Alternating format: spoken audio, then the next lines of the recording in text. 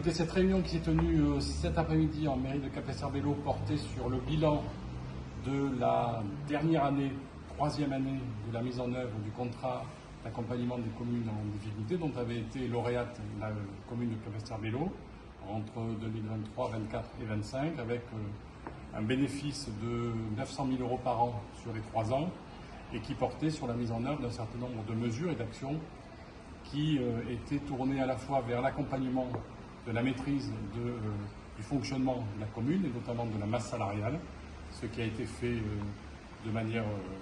très forte sur la commune de Capesterre-Belle-Eau. La maîtrise également de la rentrée des recettes, parce que vous savez, les communes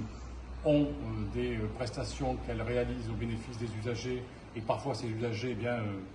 ne payent pas ce qui est dû à la commune et donc ça creuse le déficit de la commune, sauf qu'un déficit d'une commune, c'est tous les usagers qui le payent ensuite. Et enfin, c'est l'organisation même de la collectivité au travers d'un certain nombre d'actions portant sur la réorganisation des services de manière à optimiser à la fois le personnel et les missions attendues pour que les ambitions portées par la mandature d'un élu soient mises en œuvre de manière optimale. Et écoutez, le bilan est plutôt positif puisqu'on partait effectivement d'une situation qui était assez compliquée pour la commune de Capesterre-Belle-Eau qui avait à soutenir un héritage lourd, que ce soit en matière d'endettement mais aussi d'une masse salariale qui était très forte et qui pouvait empêcher l'action de la municipalité au regard de ses projets de mandature. Aujourd'hui, ça donne un peu plus de liberté à la collectivité, plus de liberté aux maires pour être en mesure de répondre par rapport aux attentes des concitoyens et surtout être en adéquation entre l'offre que le maire a faite pendant les élections à son début de mandat et aujourd'hui la réalisation d'un certain nombre de projets. Et l'objectif pour un maire, bien évidemment, c'est de mettre en œuvre des projets plus que des documents administratifs qui bien souvent finissent dans les placards. De cette occasion pour remercier Monsieur le sous-préfet de son soutien inconditionnel ainsi que celui de l'ensemble des services de l'État qui sont venus en soutien à l'administration de Capesterre-Belle-Eau de manière à ce que nous puissions mettre en place une ingénierie nous permettant de retrouver les voies et moyens d'une comptabilité qui soit saine pour que nous puissions voter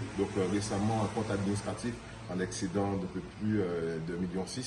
Donc ça démontre qu'on a su faire les économies là où il fallait, aller aussi en quête des recettes nécessaires pour pouvoir trouver les marges de manœuvre nous permettant de pouvoir nous sortir de ce lourd héritage. Monsieur on a parlé. Quand on est arrivé, c'est un déficit de près de 10 millions d'euros que nous avons trouvé. Donc il aura fallu là aussi créer les conditions. Et j'ose le rappeler, cela a été fait sans que nous ayons à augmenter les efforts Capesterre-Belle-Eau, puisque nous refusions